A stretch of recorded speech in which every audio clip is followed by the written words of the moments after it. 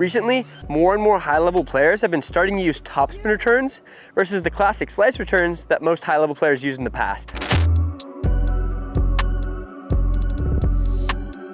In this video, I'm going to show you how to use these new returns, and I'm also just going to give you a bunch of tips that help you regardless of what technique or spin you're using. The new return style definitely works better, but if you don't know the technique I'm about to go through, you're going to be really inconsistent with it. So make sure to understand everything in this video so you can try this out in your next game. And remember, if you're really trying to get better, make sure to subscribe to our channel so you can get suggested all of our videos. Gaining new knowledge is always going to be the best way to improve, so make sure to subscribe. Before I get into technique, I want to talk about spin in general. And I saw a video by Zane Navitro recently that made me think about this differently.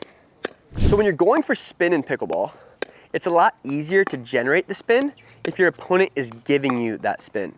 So for example, if Drew's hitting a slice dink, it gives me more of an ability to hit a topspin dink because he's giving me that spin, right? Because slice to Drew is the same direction as topspin for me. So let me show you how that looks. When Drew's hitting slice, he's essentially making it easier to get that topspin. If he's hitting topspin too, it's going to be harder for me to roll up behind the ball, and the ball when I hit it might actually go up more because think, it's already rolling like this, so if I go up, the ball might go up. Let me show you how that looks. So topspin off a topspin is very challenging, especially when you're dinking. So you can really feel this when you're dinking. You might have actually felt this before when you played. And this same concept on spin applies when we're hitting the return. If I can get a topspin return like this, I make it a little bit harder for Drew over there to get topspin on his third shot. So if he wants to hit a really hard drive or a topspin drop, it might be a little bit more challenging to get that crazy spin if I go for topspin as well. If I go for a slice return like this, I'm actually making that topspin a little bit easy for him. So it makes it a little bit easier for him to go for topspin on his drop or to get crazy topspin on a big drive. So if you've seen higher level players play, you've probably noticed that the standard return that they're using looks like this. So this is what we'd call the chip in charge. So the chip essentially means that I'm just coming right under the ball, giving myself a little bit of slice, and then using that to come into the kitchen.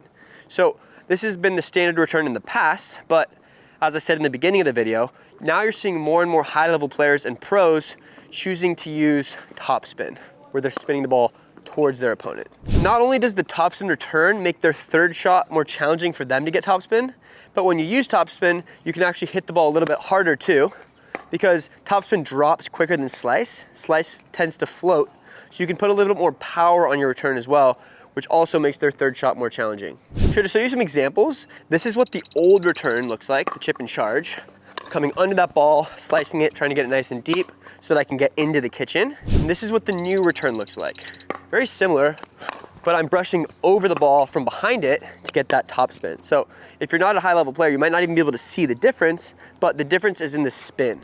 So looking at our technique, we want to maintain all the same elements that we do on a normal return. And the most important element to maintain is having a compact motion. So we don't want to be hitting our returns like we hit our normal drives, where we take a huge backswing and we're using a ton of rotation. The return motion generally takes place in front of your body. So I use a very compact motion, and I'm just brushing up behind the ball out in front of my body. So let me show you how that looks on a real return again. I'm just putting my paddle right behind the ball. I don't want to have any crazy action going on, and I'm using my weight to get power. Let me show you how it looks again. So I simply set the paddle and I move forward through it. Like that. So if you don't know how to get topspin, I have a full video on that, but just know, to get topspin, you want to start your swing a little bit below the ball and finish it slightly above. So really my whole motion on this return, with my arm at least, comes from right here. One more example.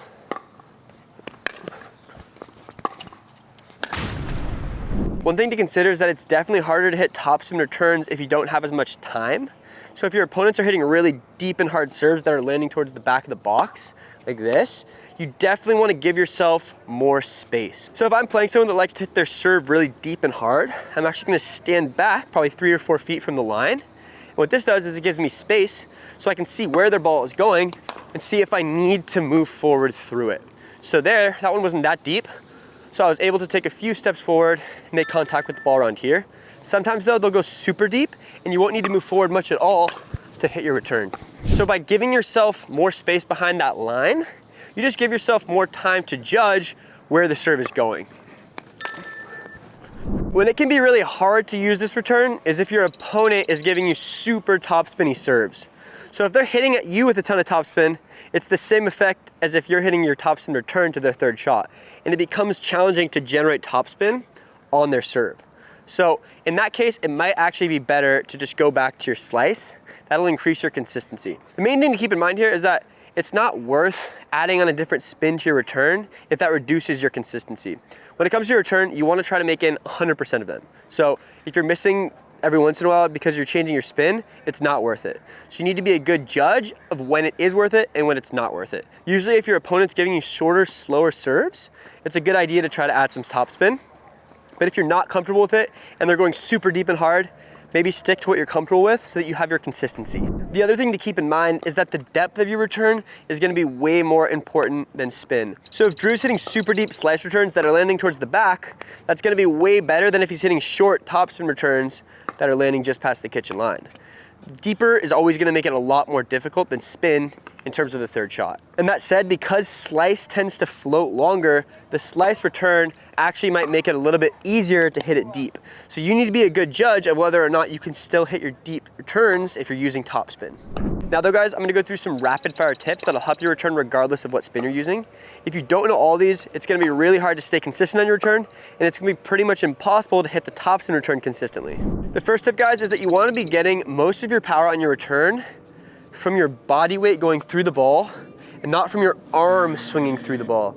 So when you do this, you actually get a lot of stability, which you need to have when your opponent's hitting the ball at you really hard. So let me show you how this looks. My whole motion is essentially from here to here, but most of my power is coming from the fact that I'm just running through the ball. And I actually keep my wrist and arm a little bit stiffer so that my paddle gets the power from my body going through it. If I was to have a super loose wrist here, I wouldn't get as much of the power that I would get from my momentum. So if you saw that one, my whole motion was literally here to here. I exaggerated that a little bit just to show you that my power on my return is coming from my body weight. What you don't want to do is stop to hit the ball like a normal drive, like this. While I hit that one really good, you become super inconsistent when you're not hitting the shot as you're running through it. And I get a lot of comments where people say that you shouldn't be running through the ball, but I dare you to go watch some pros play, and pretty much every single pro hits the return with this technique, whether it be a slice like this, where they're running forward through it, or a topspin return like this, same idea. They're running forward through the ball, which gives them that power from their body weight, and it also lets you get to the kitchen way faster. So if a coach ever tells you to stop, hit the ball, then move forward through it, I'd say they're wrong. When you do that, not only are you less consistent, but you also get stuck in this region of the court, which makes it a lot easier for your opponent to get the ball right at your feet as you're going in. And it's not like when I'm running through the ball to get to the kitchen, I'm just aimlessly running through it like this with no timing. What you want to do is take a little bit of a stutter step to set yourself up before, and then you want to make sure that when you're hitting it, you're stepping through with your opposite leg. So if you saw there, I hit a forehand, and as I'm hitting that ball, I step through with my left leg. So there's a coordination to this. If I was to hit a backhand, I would step through with my right leg. And what that does is it keeps me turned as I'm going forward through the ball. So if you watch a pro play, they're always gonna time it so they're stepping through it with their opposite leg as they're moving forward through the ball. And the next tip is that if you favor one side in your return, whether that be the forehand or your backhand, what you can do is you can actually leave that part of the court a little bit more open. So generally, if you're trying to do the topspin, you're probably gonna have more success on your forehand for the most part. So if you wanna hit more forehand returns, if you're a righty, you're on this side, you can stand a little bit more this way so that there's a higher chance that the ball comes to your forehand. And if they hit it to this side of the court, you can essentially go more to the left and get a forehand that way. Obviously, when you do this, you leave a little bit more of the court open, so there's a slight risk factor to it. But be a good judge of how much court you can cover, and you should pretty much be able to hit a forehand return if you want to 70 or 80% of the time this way. From this side of the court, you'll just stand more out towards the corner like this, and that'll give you a way higher chance of hitting a forehand. And obviously guys, if you prefer your backhand or you're a lefty and you like your forehand, you just do the exact opposite. So I actually like my backhand return. I use 2 hands. So I usually leave that part of the court more open, and then there's a lot higher chance I get a backhand. Eventually they're gonna get it here and you're gonna need to hit your other shot. So make sure you're ready for that and you're not just sitting on the one that you wanna hit. Always wait with this ready position, but try your best to get your favorite shot on your return. Another important thing to be considering on your return is where you're aiming it. So usually you wanna take your returns more down the middle and away from the sidelines. And that just increases your consistency. If you're constantly going for the sidelines, eventually you might miss the ball wide or out to the sides of the court. By going to the middle, you just eliminate that from happening. You can also make it a little bit more confusing too as to which player should take the third shot. So good down the middle return, looks like this, right down the middle. If you want to go for one player, let's say one player has a way worse third shot and you want to target them, definitely still do that, but just don't go towards the sides of the court. If Drew wants to hit the return to me, what he can do is just hit it more in this region. And obviously my partner's not going to cross over to get that shot, nice and deep return, and I still have to hit it. What you don't want to do though is be hitting your returns like right on the sideline. There's not really much of a benefit to doing that. They don't have to run really far to get it, and there's a chance that you'll miss it wide. And another really important reminder on your return, guys, is that when you hit it, you should be trying your very best to get to the kitchen right after as quick as you can, where you should jump into that split step stance. I see way too many players at the courts hit their return and just sort of mosey on in. And by the time their opponent hits the third shot, they're still standing in this section of the court, which makes it like 10 times easier for them to get the ball right at their feet. They also aren't in that split step stance.